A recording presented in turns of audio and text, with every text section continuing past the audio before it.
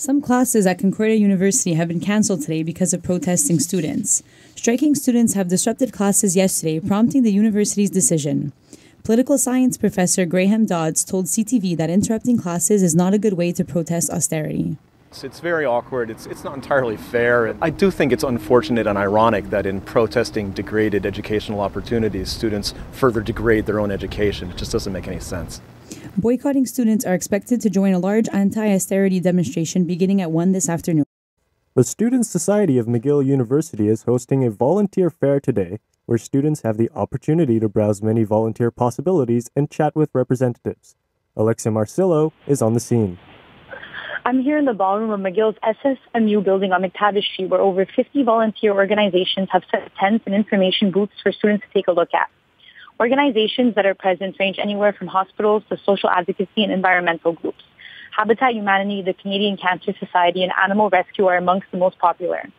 First-year McGill science student Albertina Sanchez says these volunteer fairs are especially helpful for students in the science field who need to put volunteer work on their resume but might not know where to start. Last year's fair hosted over 600 students throughout the day from McGill, Concordia, and Université de Montréal. Coordinators are expecting as high a turnout this year. All students have to do is sign up with their emails and phone numbers, and organizations will contact them when help is needed, which is almost always. The volunteer fair began here at 10:30 this morning in the McGill Student Society building and is open to everyone until 3 o'clock. Members of One Direction are under drug warning in the Philippines, and Kim Thuey's Rue has been deemed the book of all Canadians should read. Alexia Marsillo has more. The family of soul singer Sam Cooke has denied any involvement in the authorized biopic announced yesterday. Hollywood reporter-producer Romeo Antonio announced he is working on a murder mystery-style biography film of the singer in collaboration with Cooke's brother LC. Sam Cooke died in 1964 under controversial circumstances after he was shot by a motel manager near his home in LA. LC Cooke denied Antonio's claim that he was working on the project with him and instead said he and his family are working on a film of their own. Two members of One Direction, Zayn and Louis, have to post bonds of $5,000 each before doing a gig in Manila, Philippines this weekend. Anti-drug groups in the Philippines demanded the band members' work visas be revised after a video of the two smoking marijuana went viral last year.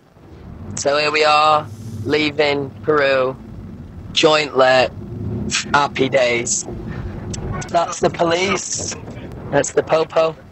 He's having a look, he's thinking, I'm sure I can smell an illegal substance in there. And he's hit the nail on the head. Zayn and Louis will lose their bonds if they are caught using or promoting drugs during their visit.